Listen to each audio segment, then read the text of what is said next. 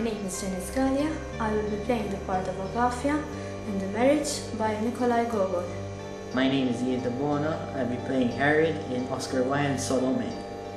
My name is Kimberly Angelleri. I will be playing the part of Elias from The Dance of Death by Johann Augustus Strindberg.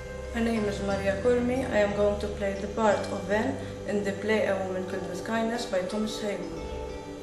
My name is Graciela Vella and I'll be playing the part of Yelena from the play Unele Vanya by Anton Chekhov. I am Julius Galia and I'm playing the part of Martha in Who's Afraid of Virginia Woolf by Edward Albee.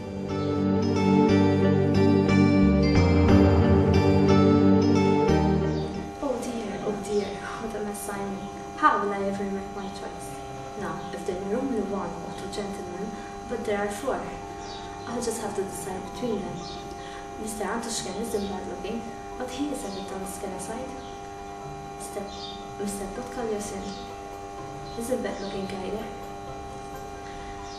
And then Mr. Omlet, well, he is rather thin, but he is still quite attractive. And then there is Mr. Sefaki, also a fine gentleman. Oh, how am I going to sort this out? Now, if I put Antoshkin's lips with Podkalyosin's nose and add a touch of Zafakin's confidence plus a bit of Omlet's skirt, then I might be able to choose. Oh, just so confusing. Thinking about it's making my heart drop. I've got it, I'll draw lots. In God's will I trust. Whoever of them I pick, I'll pick. A girl's life can be pretty tiring, especially when she's in love. Men just don't know what she's going through. They don't understand her feelings. Oh, that's it. I put everything in my bag, and what will be, will be. Oh, this is so awful. Dear God, please, let it be Mr. Antoshkin. But why him? Let it be Mr. Podkalyosin instead. But why him? What's the matter with the others then? Oh, who? All of them? All of them? No. One. I'll have to pick one. Oh, let it be Mr. Zafakin. Oh dear, what am I saying? I meant to say Mr. Antoshkin. No, let fortune decide.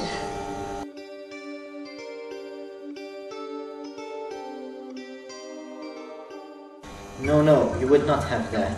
You say that to trouble me, for I have looked at all you this evening. It's true, I have looked at all you this evening. Your beauty has troubled me, your beauty has grievously troubled me, and I will look at you no more. Nor at people, nor at things should one look, but in mirrors. Only in mirrors should one look, for mirrors but show us masks. Oh, bring wine, I thirst.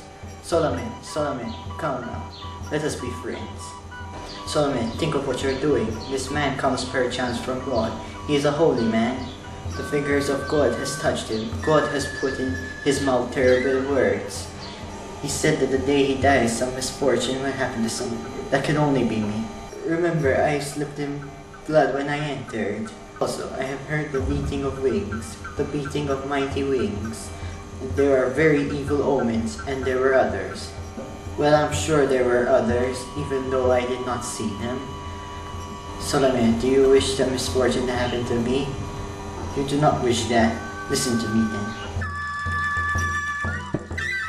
Be calm. I am calm. I am quite calm. Listen, there are jewels hidden in the palace, jewels that your mother has never seen. I have a collar of pearls set in 4 rows. I have a chain of unto moons with rays of silver. There are like 50 moons caught in a golden net. On the ivory of her breast a queen has worn it. Thou shalt be as fair as a queen when thou wearest it. What desirest thou more than this, Salome?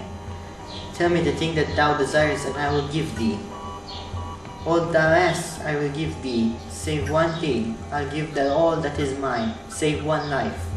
I will give thee the mantle of the high priest. I will give thee the veil of the sanctuary.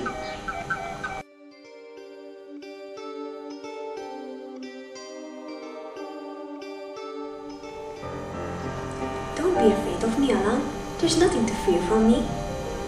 What's the matter? Are you ill? Do you have a headache? Is it here in your heart? A pain gnawing at your heart?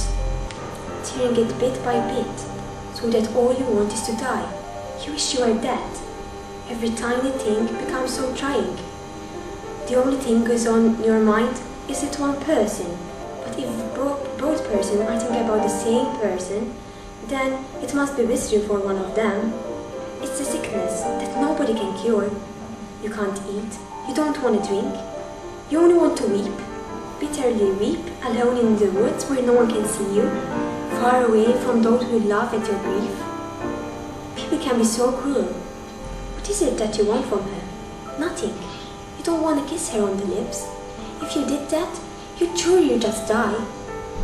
And when your thoughts fly to her, it is like death is creeping upon you.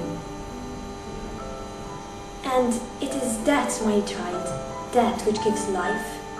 But it's hard to understand it right now. I can smell violence, her only scent. There, my child, go on, cry.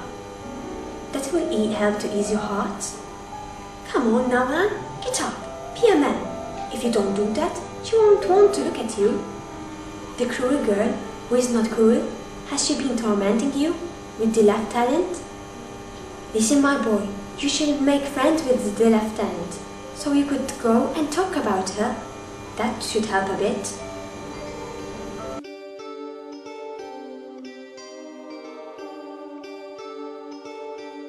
Oh, by what word, what title, or what name shall I entreat your pardon? Pardon, oh, am as far from hoping such sweet grace as Lucifer from heaven to call you husband. Oh, me most wretched, I have lost that name, I am no more your wife. I would I had no tongue, no ears, no eyes, no apprehension, no capacity. When do you spurn me like a dog? When treat me under your feet? When drag me by the hair? Do I deserve 1,000, 1,000-fold, more than you can inflict? Yet once my husband, for womanhood to which I am ashamed, though once an ornament, even for his sake, that hath redeemed our souls.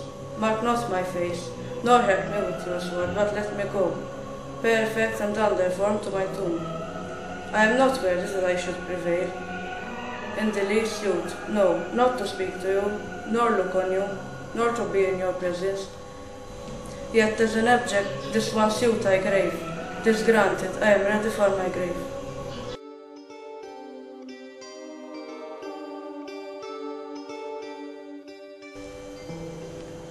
There's nothing worse than knowing somebody's secret and not being able to help them. He's not in love with her, that's obvious. But why doesn't he marry her? She's beautiful and so kind. No, that's not the point. I understand that poor girl, the desperate boredom here. If her, instead of real people, she's surrounded by restless grey shadows who do nothing but eat, drink, sleep, and talk in stupid cliches. Then he makes one of his occasional appearances. He's not like the others. He's handsome, he's fascinating. He's just like a bright moon rising in the dark night.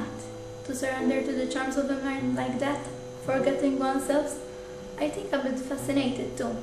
Yes, when he's not here, I'm bored. And here I am smiling just thinking of him. Uncle Vanya says I have mermaid's blood in your veins. For once in your life, let yourself go. So perhaps that's what I should do. Fly away from all of you like a free bird. Away from all of your sleepy faces and from all your chatter. To forget that you even exist. But I am shy and coward. And my conscience will catch me. He comes here every day and I feel guilty. Ready to fall on my knees before Sonia does, begging and weeping for forgiveness.